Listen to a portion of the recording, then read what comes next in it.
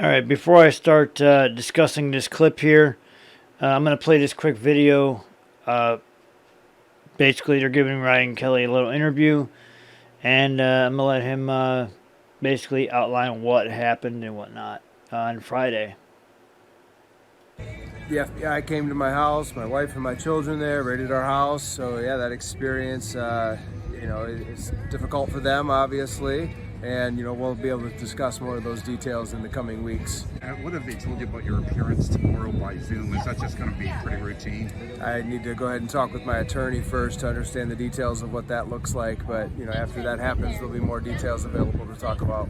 It looks like this is maybe helping your name recognition, your campaign in that way. Yeah, there's been a tremendous amount of support that people have reached out and shared, their encouragement, and seeing the support grow across the entire state. So I'm humbled and I'm grateful for all of that.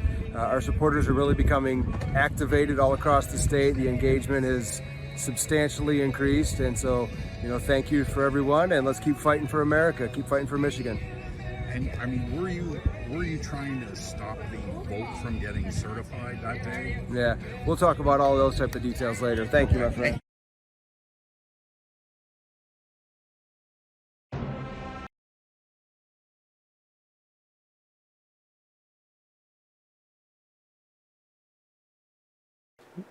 All right, you heard that from Ryan Kelley. He outlined basically what happened.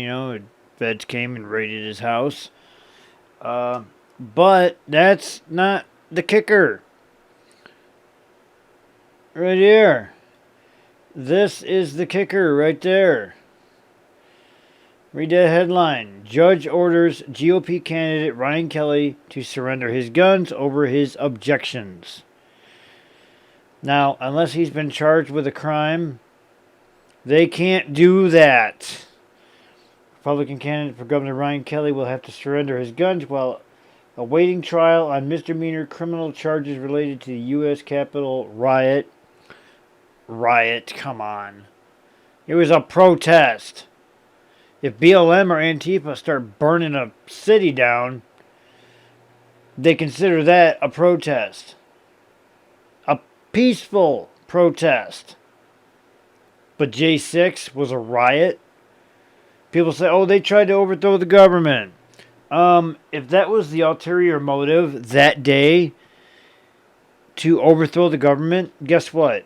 It would have happened. But I digress. A federal judge ruled Thursday. U.S. Magistrate Judge Robin Meriweather made the ruling over objections from Kelley's attorney that Kelley needs to carry a concealed weapon for self-defense during campaign appearances around the state. Yes, he does. Because he doesn't have private security. No. Now, I know when I was the photographer for Audra Johnson when she was running for Congress last year, she had private security. I had to get cleared by them. So they knew that there was no problem with me, Funny story on that one. Her head of security knew who I was. He knew I was her friend, knew I was there to take pictures for her.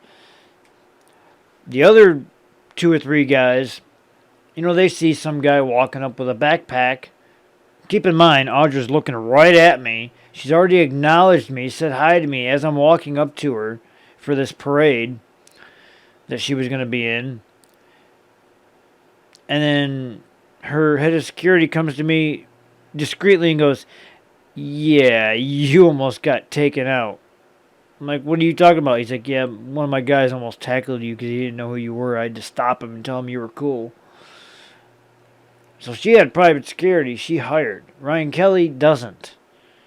He is his own security because he has a CPL. Let's continue. Kelley, who was arrested June 9th, that was this past Friday, during an FBI raid on his Ottawa County home, made his first appearance Thursday in the U.S. District Court for the District of Columbia in Washington, D.C. Kelley, 40, who was free on bond, appeared via Zoom, but scheduled to appear in person in federal court in Washington on July 7th for a preliminary hearing. Kelley, when according to a new Free Press poll, is the current front-runner among 5 Republican candidates for governor. And what they're charging him with? Entering or remaining in a restricted building or grounds without lawful authority. Keep in mind, there's multiple videos floating around everywhere of the police letting people in, and then there's this big garage door looking door. It goes up. It was halfway up and people are going underneath it. Well, that cannot be opened from the outside. So how did they get in there? Somebody punched in a code to open that door. So, alright, where was I? Disorderly and disruptive conduct. Okay, because he was voicing his First Amendment right when he was in D.C. Keep in mind, he didn't go in the building at all. He did not go in the building. Knowingly engaging in an act of physical violence against a person or property. Wrong. He did not injure anybody. He did not get into any physical altercations. No, I wasn't there, but I know people that were. So, and willfully injuring property according to a criminal complaint. He did not destroy anything. There is enough video of him to show he did not destroy anything. He did not hurt anybody. He did not physically or verbally attack anybody. He voiced his First Amendment right to free speech. And the police let people in through the barricades. And another thing, the United States Capitol, that's our house. We pay for that. All those taxes they take, the federal taxes they take out of your check every week, or every other week, depending on how you get paid, that pays for that building. That's our house. That's like the Lansing Capitol. How they changed the rules on carrying firearms inside the Capitol. You can no longer conceal carry in the Capitol. That's our house. We pay for that. They work for us.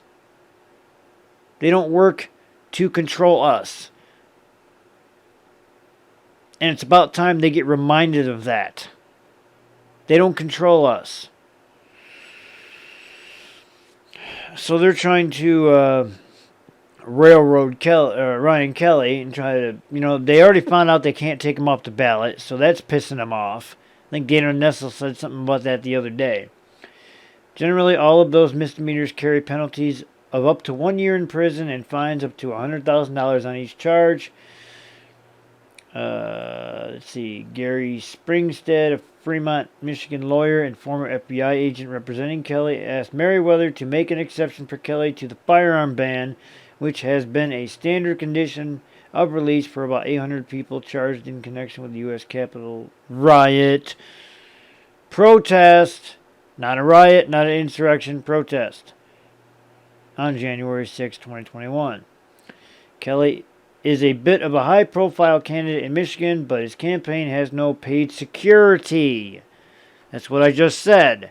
He did not hire security. He is his own security. Kelley has a concealed pistol license, and he asked that he be permitted to carry his firearm for his own self-defense during the campaign. Assistant U.S. Attorney Frederick Yett objected to making an exception for Kelley, and the judge agreed. I do understand the concern about self-defense, she said, but the court has to consider other factors, including the safety of pretrial services officials who will need to visit Kelley's home. Kelley was also required to surrender his passport. Well, he's not going to flee the country. So, passport, that's pretty much a standard thing. But his firearms, now, he might have to hire security. Because he can't carry his concealed weapon now. So they're basically saying his CPL is invalid temporarily. They can't legally do that. They can't.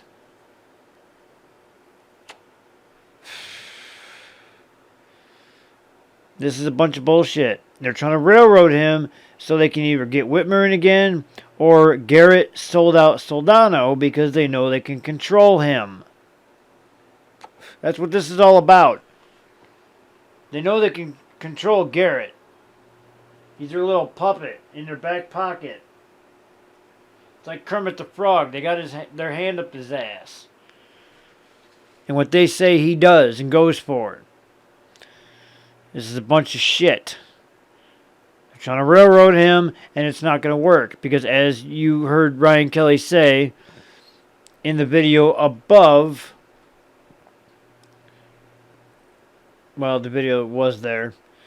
Anyway, as you heard him say, his support has jumped up exponentially. It's probably quadrupled since his arrest on Friday. So, yeah.